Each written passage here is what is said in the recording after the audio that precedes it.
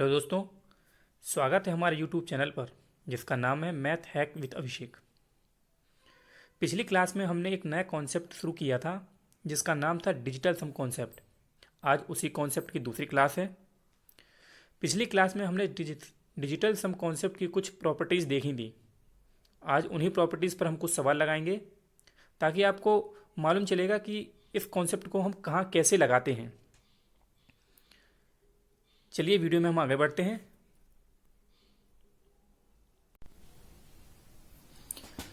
पिछली क्लास में दोस्तों हमने डीएफ कॉन्सेप्ट की कुछ प्रॉपर्टीज देखी थी, उन पर हम कुछ सवाल करेंगे। चलिए आइए कुछ सवाल देखते हैं।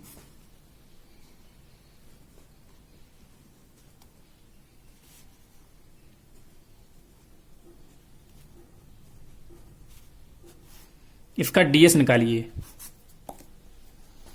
इसका हम डीएस निकालेंगे तो देखिए, मैंने आपको बताया था कि जहां भी 9 बनता है उसको या तो हम 0 मान लेते हैं या उसको छोड़ देते हैं। तो देखिए, जहां जहां 9 बनेगा उसको हम छोड़ देंगे। 8 और 1 9, 6 4 10 2 12, कितना हो गया 12। 12 को भी ऐड करेंगे तो कितना हो जाएगा 3। तो ये हमारा हो गया डीएस। 3 हो गया डीएस। चलिए ये वाला क्वेश्चन आप करके दिखाइए।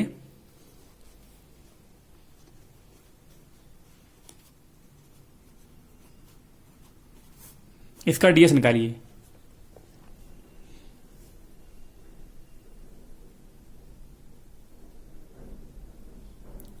आप लोगों ने डीएस निकाल लिया होगा। चलिए देखिए, ये देखिए 9 कट गया, 7 2 9 कट गया, 8 और 1 9 कट गया, 6 4 10 2 12, यानी कि 3 फिर आ गया डीएस। तो डीएस निकालना आप लोगों को आने लगा है। चलिए आगे बढ़ते हैं। जो हमने प्रॉपर्टीज पढ़ी थी उनके कुछ क्वेश्चन करेंगे। क्वेश्चन करने से पहले मैं आपको एक चीज बताना चाहता हूं कि डीएस जहां सवाल होता है उसमें एलएचएस और आरएचएस दोनों पक्षों में डीएस लगता है। देखिए, जैसे कैलकुलेशन होती है,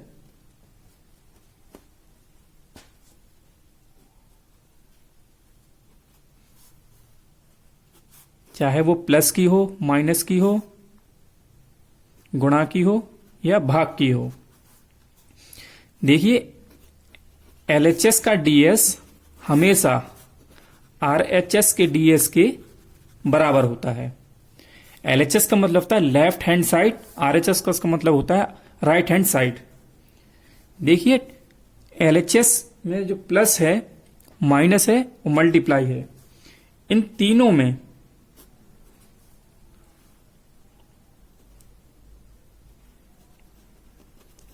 दोनों तरफ का डीएस बराबर होता है। आप सोच रहे हो कि मैंने भाग का क्यों नहीं बताया, क्योंकि भाग की एक दूसरी प्रॉपर्टी है, वो मैं आपको आगे बताऊंगा। ये देखिए,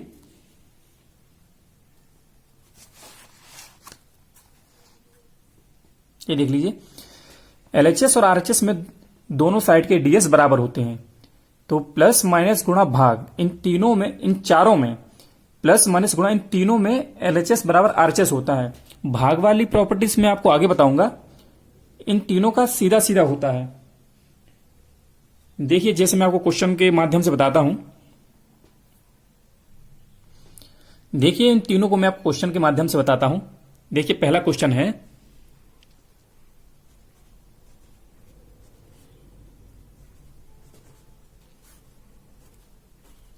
ये है। अब इसका हम दोनों का डीएस निकालेंगे, दोनों तरफ का। तो देखिए,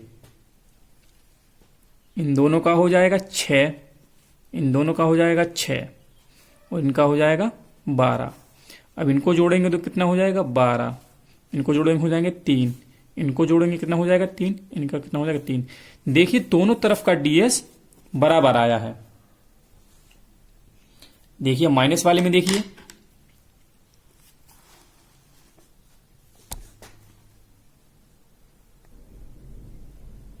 देखिए अगला क्वेश्चन देखें।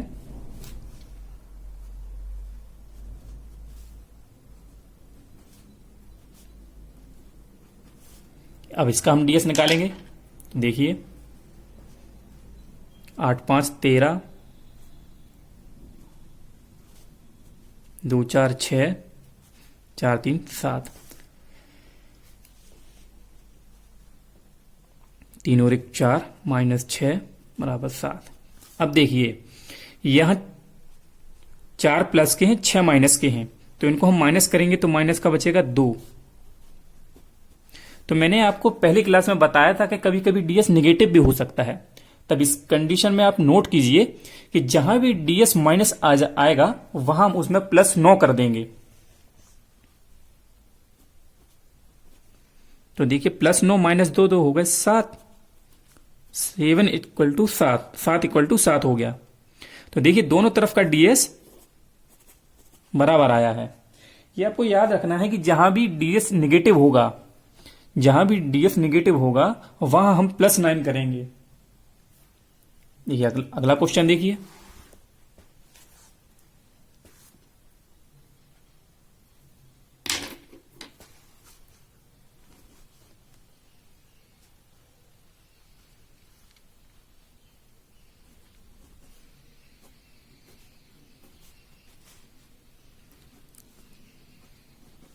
देखिए अब मल्टीप्लाई में कैसे डीएस लगाते हैं वो भी देख लीजिए आप। जैसे ये सवाल दिया है तो इसका हम डीएस निकालेंगे। देखिए 4 और 2 6 गुणा 6, 4 दूनी 8 और 1 9। देखिए 6 का गुणा 6 में करेंगे तो हो जाएगा 36, 9, 6 3 हो जाएगा 9 बराबर 9। देखिए दोनों तरफ का डीएस इस बार भी हमारा सेम आया है। जहां भी आपको समझ में ना आए हमें कमेंट के माध्यम से बता सकते हैं। नोट कर लीजिएगा सवाल। देखिए नेगेटिव वाली प्रॉपर्टीज में आपको अगर कंफ्यूजन हो तो उसके लिए मैं एक सवाल और बता देता हूं। चलिए आइए अगला सवाल देखें।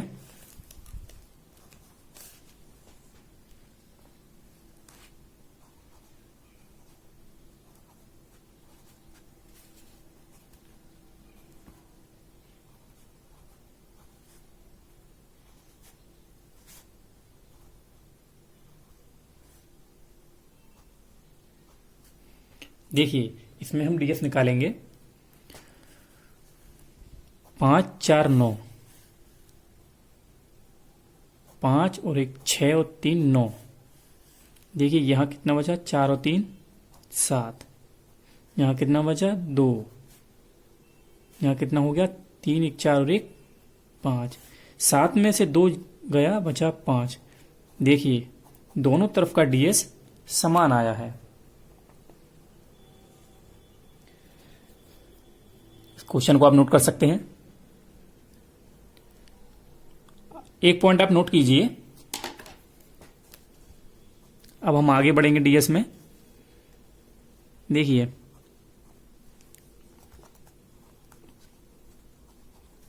प्रतिशत और दशमलव का डीएस पर कोई प्रभाव नहीं पड़ता। देखिए जो मैंने लाइन लिखी है प्रतिशत और दशमलव का डीएस पर कोई प्रभाव नहीं पड़ता, इसको मैं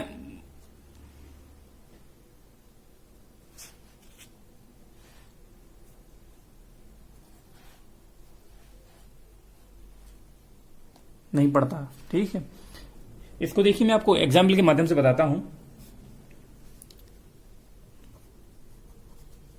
ऐसे एग्जाम्पल है 0.8 बटे 10, 0.80, 0.800,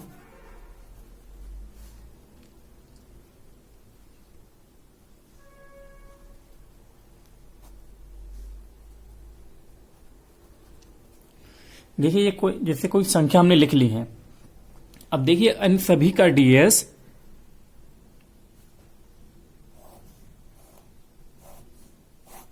इन सभी का डीएस कितना होगा, चलिए आप बताएं। इन सभी का डीएस है 8।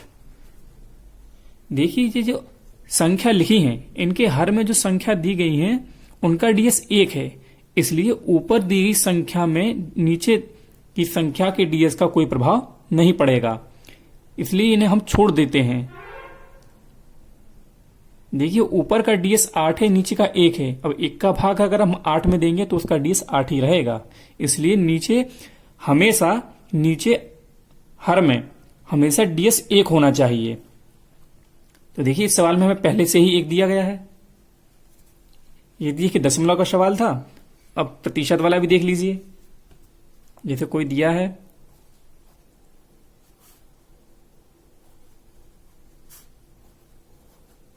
ये देखिए 2%, 20%, 200%, इन सभी का डीएस, चलिए आप बताएं, तीनों का डीएस 2 है।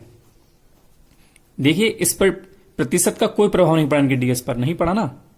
तो यही मैंने आपको पॉइंट में लिखवाया है कि प्रतिशत और दशमलव का डीएस पर कोई प्रभाव नहीं पड़ता। प्रभाव तब नहीं पड़ता है जब इनके, एक पॉइंट और नोट करें, प्रतिशत और दशमलव में डीएस पर प्रभाव तब नहीं पड़ता है जब इनके हर में 1 हो तब। अगर 1 के अलावा कोई संख्या होगी तो उसका अलग तरीका है जो मैं आपको भाग वाले तरीके में आपको बताऊंगा। चलिए जो अभी तक हमने जितनी भी प्रॉपर्टीज पढ़ी हैं अब उन पर हम सवाल लगाएंगे। आइए सवाल लगाते हैं।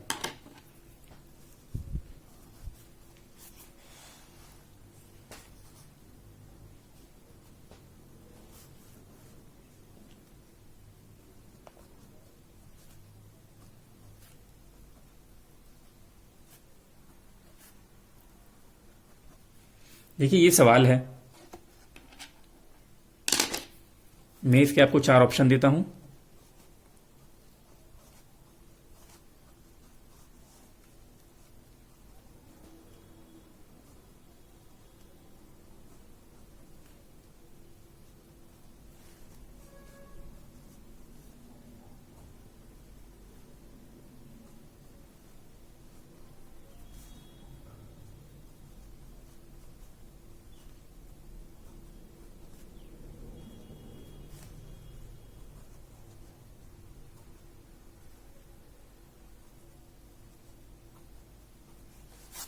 देखिए ये सवाल है, अगर इस सवाल को आपके पास ये कॉन्सेप्ट नहीं होता तब आप क्या करते, तब आपको इन तीनों का पूरा गुणा करना पड़ता। तब सोचिए कि आपका कितना समय बर्बाद होता है इसमें। लेकिन आपके पास एक कॉन्सेप्ट है, तो इस कॉन्सेप्ट की मदद से आप इस सवाल को मात्र 5 सेकंड में सॉल्व कर सकते हैं। चलिए मैं आपको बताता हूं कैसे। देखिए पहले तो मैं सवाल का डीएस निकालूंगा, उसके बाद ऑप्शन का डीएस निकालूंगा। अभी हम आगे ऊपर पढ़ चुके हैं कि जहां एलएचएस और आरएचएस का डीएस बराबर आ जाता है वो उस सवाल का आंसर होता है। देखिए कैसे,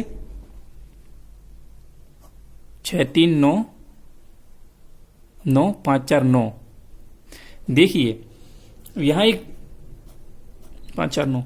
देखिए मैंने आपको यह भी बताया था, अगर कहीं बीच में 9 आ जाए तो मल्टीप्लाई करने पर पूरा डीएस 9 हो जाता है। देखिए यहां 9 5 4 9, 9 बन गया है, 9 को मैंने छोड़ दिया, 5 4 9, 9 हो गया। तो यहां बीच में 9 आ गया, तो इनका हम सभी का मल्टीप्लाई करेंगे तो उसके डीएस जो निकालेंगे उसका डीएस हमेशा 9 आएगा। ये प्रॉपर्टीज मैं आपको पढ़ा चुका हूं पहली क्लास में। चलिए देखिए अब ऑप्शन चेक करते हैं। 9 6 3 9 6 3 9 5 4 9। देखिए इसका डीएस 9 आया है। अगला देखते हैं, 9 6 3 9 5 4 9 6 4 10 यानी कि 1। 9 6 3 9 5 4 9 6 5 11 यानी 2। 9 6 3 9 6 3 9 5 2 7। देखिए हमारा क्वेश्चन का डीएस था 0 या 9। देखिए ऑप्शन में किसका 0 या 9 है, देखिए पहले ऑप्शन का, तो हमारा पहला ऑप्शन आंसर हो जाएगा। देखिए हमने कितनी आसानी से कितने जल्दी इस क्वेश्चन का आंसर निकाल लिया है। अगर ये कॉन्सेप्ट नहीं है तो सोचिए आपको कितना समय लग सकता था। इसीलिए मैं कह रहा हूं कि इस कॉन्सेप्ट को आप सीखिए, इससे आपको कैलकुलेशन करने में बहुत ज्यादा मदद मिलेगी और आपका समय भी बचेगा। चलिए अगले क्वेश्चन पर आते हैं।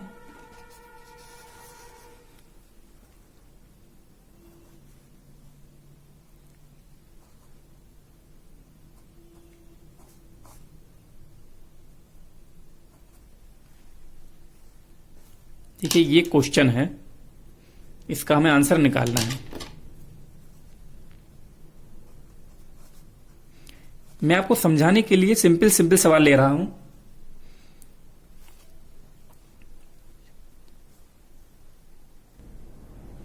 देखिए सवाल है 25 का क्यूब, इसके हमने 4 ऑप्शन दिए हैं, देखिए आपके सामने है, इसको आप सॉल्व कीजिए। अब आप इसका हमें डीएस निकाल के दिखाइए।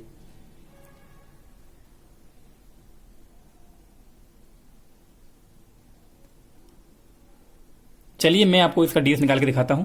देखिए 25 का क्यूब, 25 को हम ऐड करेंगे तो हो जाएगा 5 2 7, 7 का क्यूब, 7 का क्यूब करेंगे तो 7 का क्यूब होता है 343। अब इनको हम ऐड करेंगे, 4 3 7 3 10, 10 यानी कि 1। डीएस कितना आ गया? 1 आ गया हमारा। इनको ऐड करने पर 1 आ गया। आप देखते हैं किस ऑप्शन में डीएस 1 आता है। जिस ऑप्शन में डीएस 1 आ जाएगा, जिस ऑप्शन में डीएस 1 आ जाएगा वो हमारा आंसर हो जाएगा। देखिए कितने जल्दी मैं करता हूं, 6 3 9, 5 5 10 और 11, 11 यानी कि 2। इसका डीएस कितना आया? 2। तो ये ऑप्शन हमारा नहीं है। ये देखिए 5 4 9, 6 5 11 और 1 12, 12 यानी 3 डीएस। ये भी हमारा ऑप्शन नहीं है। 5 5 10, 10 और 6 16, 16 और 1 17, 17 5 22, 22 यानी कि 4। कितना आया डीएस? 4। तो ये भी ऑप्शन नहीं है। तो देखिए अब 3 नहीं है तो इसमें जरूर डीएस 1 आएगा। देखिए 6 2 8 और 1 9, 5 5 10, 10 यानी कि 1। ये देख लीजिए इसका डीएस 1 आ गया, तो ये हमारा ऑप्शन हो गया। ये मैंने छोटा क्वेश्चन इसलिए लिया कि आपको समझ में आया कि डीएस हम लोग लगाते कहां हैं। चलिए इस क्वेश्चन को उतार लीजिए।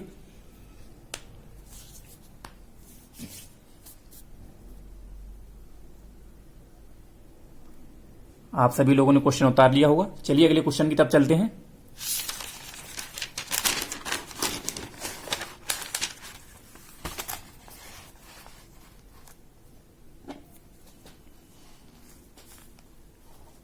देखिए अगला क्वेश्चन है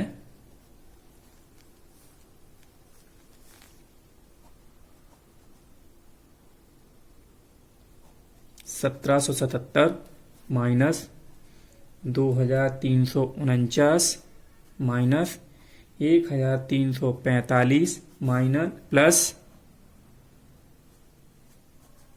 6523।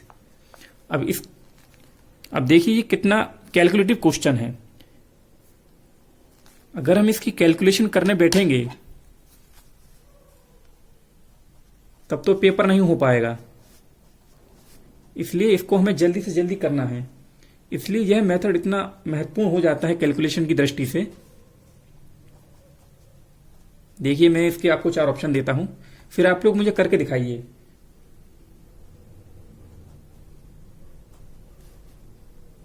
जहां भी आपको समझने में समस्या हो तो वीडियो में हमें कमेंट्स के माध्यम से आप बता सकते हैं। मैं आपके कमेंट्स जरूर देखता हूं और जहां आपको समस्या होगी वहां आपको रिप्लाई भी करूंगा। चलिए देखिए अब हम इसका डीएस निकालेंगे और अब हम थोड़ा कैलकुलेशन को फास्ट कर रहे हैं तो उसकी दृष्टि से कैलकुलेशन जल्दी जल्दी करना सीखेंगे। देखिए 7 21 22, 22 यानी कि 4, इसका डीएस हो गया 4। 9 4 3 7 और 2 9, 9 यानी 0, ये तो 0 हो गया। तो देखिए ये हम माइनस है, पीछे भी माइनस है, तो इस 0 का कोई मतलब नहीं है, इसको हम पूरा ही छोड़ देंगे। 5 4 9, ये आ गया 4, 6 3 9, ये आ गया 7। देखिए अब ये माइनस है, ये माइनस है, ये प्लस है, तो देखिए ये प्लस का है, ये प्लस का है, तो ये ऐड हो जाएंगे, ये माइनस के कट जाएंगे। तो देखिए माइनस प्लस कट गए, कितना बचा 7। तो डीएस हमारा आ गया 7। अब ऑप्शन चेक करेंगे हम। देखिए 7 4 11 और 6 17, 17 यानी कि 8, इसका डीएस 8 है, ये ऑप्शन नहीं है। 6 4 10 16 यानी 7, ये हमारा डीएस हो सकता है। ये देखिए हमारे डीएस से मैच कर रहा है, तो आंसर यही है। चलिए आगे चेक करते हैं।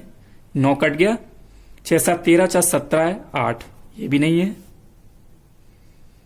6 4 10 11 7 18, 18 यानी 9, तो ये भी हमारा ऑप्शन नहीं है। तो देखिए बिना ऐड किए, बिना प्लस किए या माइनस किए, चलिए लाइट चली गई थी। देखिए बिना जोड़े और बिना घटाए हमने केवल कॉन्सेप्ट के माध्यम से कितने जल्दी उसका आंसर निकाल लिया। चलिए अगले क्वेश्चन पर चलते हैं।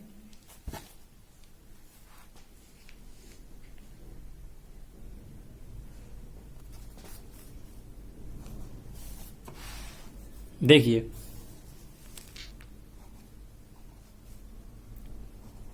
आप क्वेश्चन जरूर उतारिएगा, और ये जो मैंने कॉन्सेप्ट बताया है, तो आपके पास जो भी मैथ की किताब हो,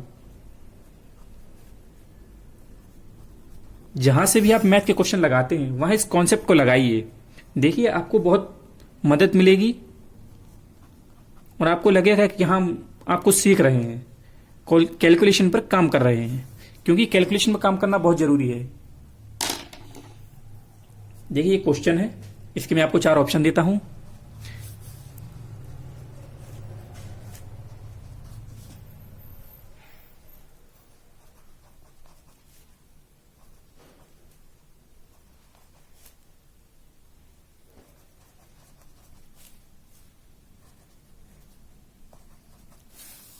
देखिए अब ये 4 ऑप्शन दिए हैं, अब इसको आप लोग सॉल्व कीजिए।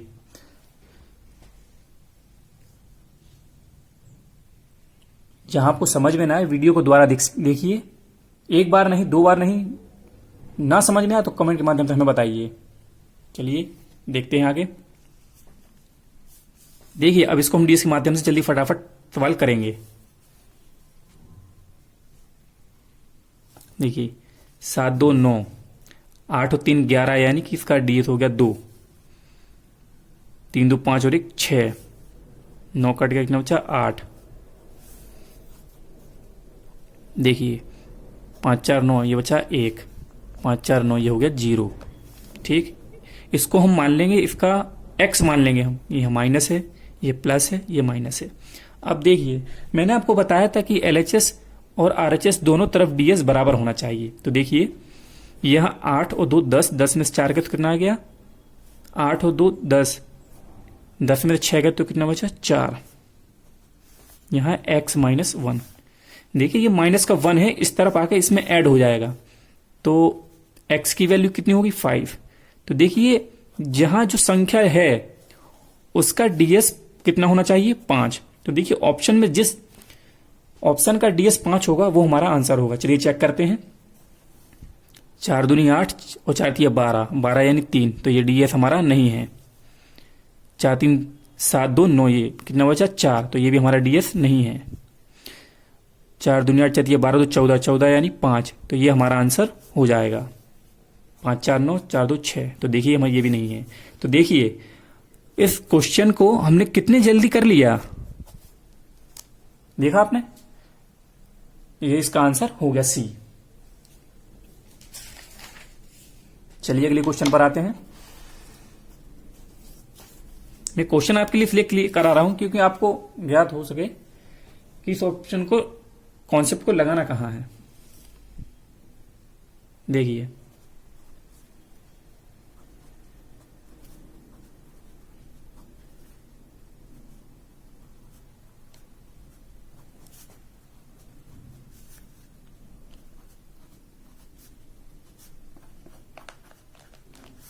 देखिए ये सवाल है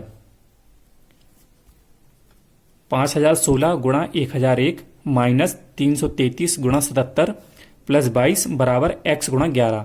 ये सवाल है। यहां देखिए हमें x दिया है, तो हमें x की वैल्यू निकालनी है। इसके लिए मैं आपको 4 ऑप्शन देता हूं।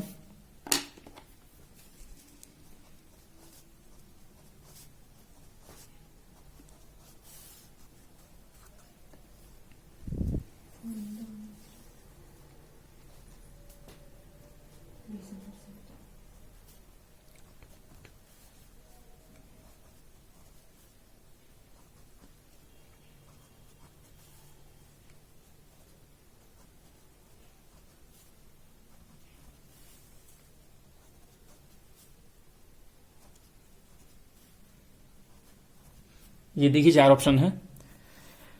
इस सवाल को करते हैं अब। देखिए ऊपर क्वेश्चन का डीएस निकालेंगे। देखिए 5 और 1 6, 6 6 12, 12 12 और 1 12, 2 और 1 3, तो इसका डीएस हो गया कितना 3, दिख रहा हो आपको।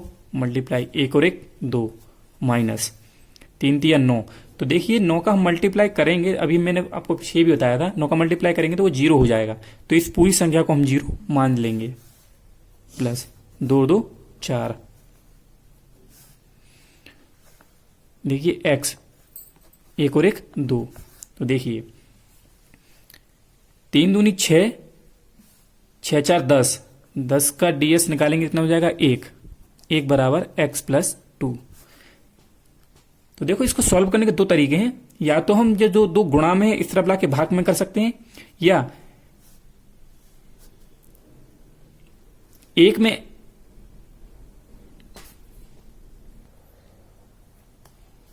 देखिए 1 बराबर 2x आया है, तो हमें x की जगह ऐसी वैल्यू लानी है जिसका 2 में मल्टीप्लाई करने पर ds 1 हो जाए। तो देखिए ऑप्शन से चेक करेंगे हम। 5 4 9, 5 3 8 7 15, यानी कि 6 ds आ गया इसका। तो देखिए 6 रखने पर 6 दूनी 12, 12 का ds 3 होता है, तो ये ऑप्शन नहीं है। 5 4 9, 7 2 9, 3 2 5, 4 और 1 5। तो देखिए 5 रखेंगे, 5 दूनी 10, 10 का ds 1, तो ये हमारा ऑप्शन हो जाएगा। देखिए 7 2 9, 5 4 9, कितना बचा 2, 2 रखेंगे, 2 दूनी 4, ये ds 4 हो रहा है, यहाँ 1 है, तो ये ऑप्शन नहीं होगा। 6 3 9, 6 5 11 2 13, 13 यानी 4, 4 रखेंगे, 4 दूनी 8, 8 बराबर 1, नहीं होगा ds। तो देखिए हम x की जगह 5 रखेंगे, तो 5 दूनी 10, इसका ds हो जाएगा 1। ये देखिए दोनों तरफ बराबर आ गया, तो इसलिए इसका ऑप्शन हो जाएगा बी। चलिए अगले क्वेश्चन की ओर आगे बढ़ते हैं।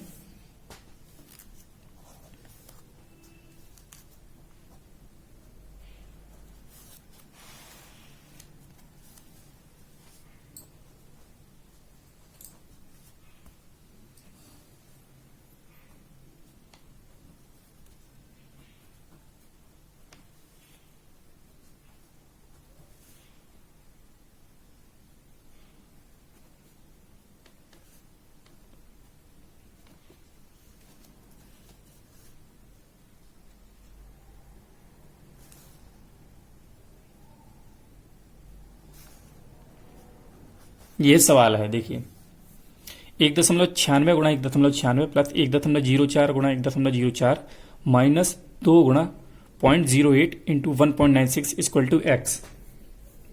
देखिए अब इसको हम सॉल्व करेंगे। देखिए इसका हम पहले डीएस निकाल लेते हैं, ऑप्शन मैं आपको बाद में दूंगा। इस क्वेश्चन को सॉल्व करते हैं।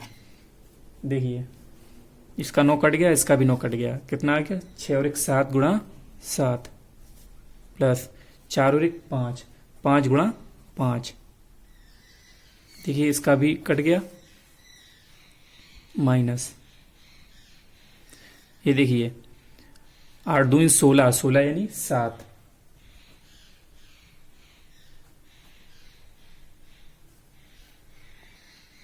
रुकिए थोड़ा क्वेश्चन थोड़ा गलत हो गया है, यह मल्टीप्लाई नहीं है, क्वेश्चन है 2.08। अब देखिए 8 हो तो 10, 10 यानी कि 1 आ जाएगा और ये 7 आ जाएगा, बराबर में x है। इसको मल्टीप्लाई करेंगे, 7 7 49, 5 25, 7 1 7 बराबर x। देखिए यहाँ 9 कट जाएगा, कितना बचा 4, ये हो गया 7 माइनस 7 बराबर x। 7 से 7 कट गया तो 4 बराबर x। x की वैल्यू कितनी आ गई 4। अब मैं आपको ऑप्शन देता हूं। देखिए ऑप्शन है 0.7464, 0.8464, 0.9464, 0.8262। अब देखिए इनका हम डीएस निकालेंगे, जिसका डीएस 4 आ जाएगा वो हमारा आंसर हो जाएगा। 7 4 11, 6 17 और 4 21, 21 यानी कि 3, तो ये हमारा ऑप्शन नहीं है। देखिए 8 4 12 और 6 18, 18 यानी कि 9, ये 0 हो गए, कितना बचा 4, तो ये हमारा ऑप्शन हो गया। ये देखिए 9 कट गया, 6 4 10 14 यानी 5, तो ये ऑप्शन नहीं है। 8 2 10, 6 16 2 18, 18 यानी 0, तो ये भी नहीं है। तो देखिए बी ऑप्शन हमारा ऑप्शन है, बी हमारा आंसर हो गया। अब एक क्वेश्चन मैं आपको होमवर्क के लिए देता हूं, इसको हम अगली वीडियो में बताएंगे, कृपया आप लोग इसको घर पे कीजिए। जहां आपको समझ में ना आए वहां हमें जरूर बताएं। चलिए क्वेश्चन नोट कर लें।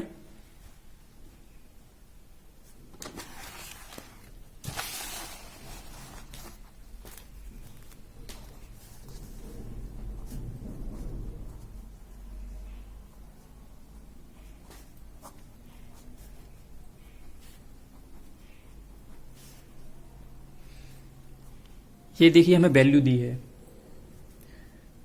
तब हमें एक्स क्यू प्लस 1/x³ का मान निकालना है। ठीक है, तो इसके मैं आपको 4 ऑप्शन देता हूं। ये क्वेश्चन आपको होमवर्क में करना है, इसको मैं अगली वीडियो में करवाऊंगा, लेकिन मैं देखना चाहता हूं अगर आप लोग इसका आंसर निकालते हैं तो कमेंट में जरूर बताएं कि इसका आंसर क्या होना चाहिए।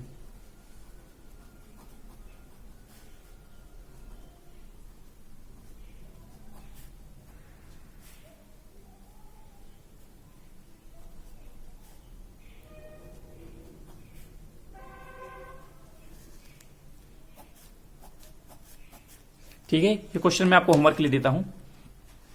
ठीक है, धन्यवाद आप लोगों का। इस वीडियो में आपको जहां भी समझ में ना आए कमेंट के माध्यम से बता सकते हैं। हमारे चैनल को लाइक करें, सब्सक्राइब करें, वीडियो अच्छी लगे तो शेयर करें। धन्यवाद।